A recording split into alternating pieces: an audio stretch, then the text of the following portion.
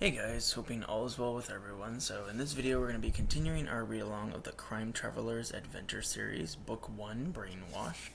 And the last time we finished off, we ended Chapter 27, so we'll be starting today with Chapter 28.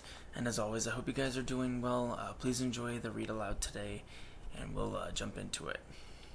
Chapter 28, Riding on the Metro. Astrid hurried the group behind the row of parked cars and away from Magnus and Eki. Lucas figured that Gopher must still be nursing his wounds from the fall he had had the day before. At the end of the street, Travis pointed at a metro sign. Lucas glanced back at the hostel. Charles Magnus stood alone at the top of the steps. He was shaking his head and scanning the street. A group of Curukian boys stormed out the front door of the hostel and surrounded the chief security guard. Magnus pointed towards Lucas, and the boys took off running. Nalini and Gini led the group. Astrid, Travis, and Lucas around two more corners, where they flew down a flight of stairs and into a metro station. Lucas handed Astrid some of the euro coins. While Astrid bought the tickets, Lucas checked the map again. They clicked through the turnstile, ran through the subway station to the platform, and boarded the next metro to the center of Paris. The train, Lucas knew, would take them both to the safehouse and to the Notre Dame Cathedral, where Jackknife was presumably being brainwashed at that very moment.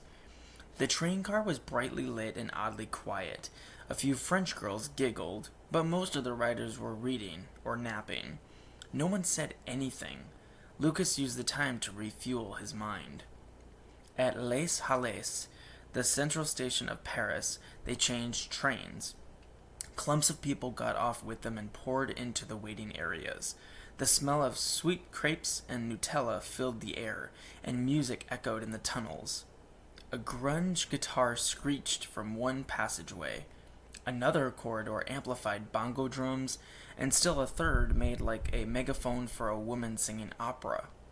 The four teenagers and the 18-month-old snaked their way through the maze of hallways, past movie posters, and down the flight of stairs to the train platform that would take them to the safe house.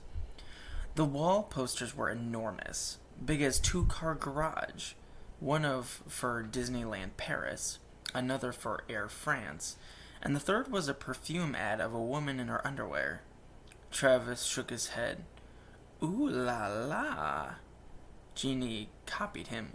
Ooh la la. A hot wind blew through the station as the next subway train approached. Passengers moved toward the edge of the platform. Everyone except four unhappy-looking boys in black mock turtlenecks standing at the bottom of the stairs, talking on phones. At the same moment, two French police officers entered the waiting area from the opposite direction. Cops. Curukians. Coach Creed. Everyone was now after them. Lucas couldn't believe it. Or maybe he could. He just wanted to stop and explain everything to them all. But no one would listen. That much he knew. Within seconds, Lucas envisioned the metro map and changed plans. They would have to run to the safe house. The corridor he chose smelled of fresh coffee. The Nalini's bells echoed off the subway tiled walls and added to the intensity of the day. As the corkscrewed through the small canal-like hallways, and noises seemed to come from everywhere and nowhere. An electric guitar, a man yelling, the movie posters on the walls began to repeat, and Lucas wondered if they were running in circles. From somewhere behind them came around the sound of boots slapping the concrete. Lucas didn't know where the noise was actually coming from, so he just kept going and doing what he had learned from climbing. Keep moving up, he coached himself. It got hotter, and as they ran deeper and deeper into the network of hallways. Signs read M, RER, T, and RATP. Nothing meant anything. They were moving so fast when they came to the turnstiles that they glided over them, one by one. The up escalator was broken. They stamped up the thick stairs to the crowded plaza. Lucas had a feeling of walking into bright sunlight after watching a dark movie at mid-afternoon. completely lost. Chapter 29, Pompidou. The square was so crowded that Lucas was sure the security camera on the opposite wall would miss them. At least he was hoping it would. Lucas had to figure out what was going on, first and fast. Part of him started to feel guilty for leading everyone to a place he didn't know. He ran the day through his mind, trying to figure out how he had gotten to this very spot. Maybe he had actually caused today's troubles. His father's words came back to him. Just do the thing that has the highest value at any given moment, and you'll be making the right choice. Lucas took a deep breath. We've got to find Jackknife. No, said Astrid. We got to get to the safe house. Lucas wasn't about to argue. He knew he had the best map of Paris in his mind. He also knew he had to have to lie to his sister to save his friend. You win, said Lucas. Follow me. Lucas was determined to move through the crowd. He cut through the mass of people, and the others followed. Boys were skateboarding over a Roman wall that surrounded a patch of grass. A group of school kids ate Big Macs, and 2 mopeds cut through the crowded plaza, buzzing uncomfortably close to Nalini and Gini. Travis caught up with Lucas and walked with him to the edge of the next plaza. A weird-looking building covered in multicolored pipes stood opposite them. The moped circled back and parked next to Travis. The moped circled back and parked next to Travis. Lucas was part excited and definitely part suspicious when he saw no riders were there. Astrid spoke. Kerala? Sora? What are you doing here? Robbie and Sophia sent us, said Kerala. He spotted you on the video feed, coming out to the metro. Sora added, There's a group of Curukians following you. Yeah, Kerala said. We'll keep them occupied while you get to the safe house. Lucas was really itching to go now. This is the Pompidou Center, he said to Travis.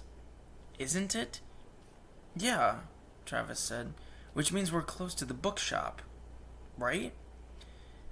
And, Lucas whispered to Travis, the brainwashing ceremony at Notre Dame. We're not going, Lucas, said Astrid sternly. Gini giggled loudly, and they all turned to see where she was pointing.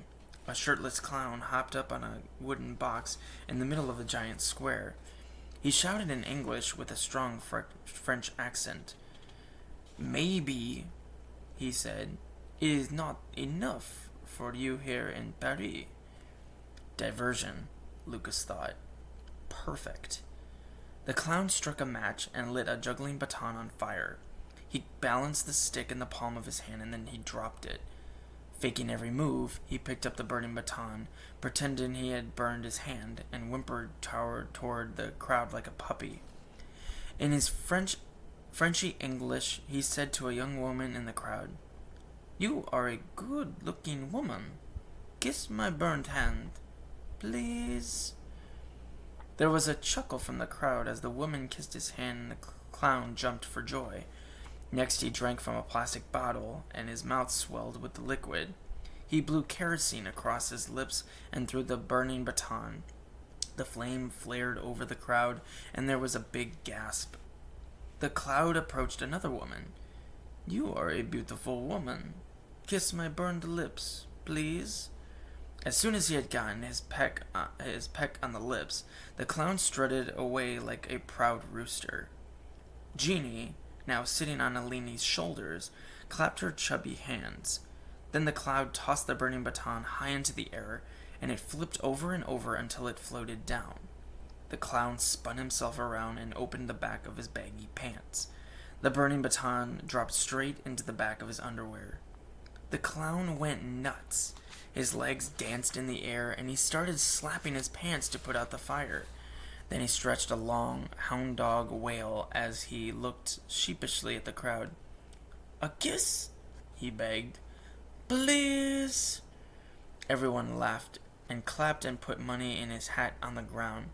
On the other side of the crowd, 4 boys in black mock turtlenecks were not laughing. "We got them," said Kerala as she put her helmet back on. "You guys get to Madame Beach's safe house. Sora and I'll meet you there." Sora and Kerala hopped on the mopeds and buzzed across the plaza toward the Curukian boys. Lucas, Astrid, Travis, and Nalini and Gini wormed through the crowd and stopped at the weird statues spraying water in the Stravinsky fountain. Lucas looked back to see if Sora and Kerala were really slowing the Curukian boys down. Kerala was slouching with her arms around two of the boys. Lucas thought, "Curukians must like goth makeup." "Which way to the safe house?" Astrid asked. Lucas lied. He wasn't going to the safe house.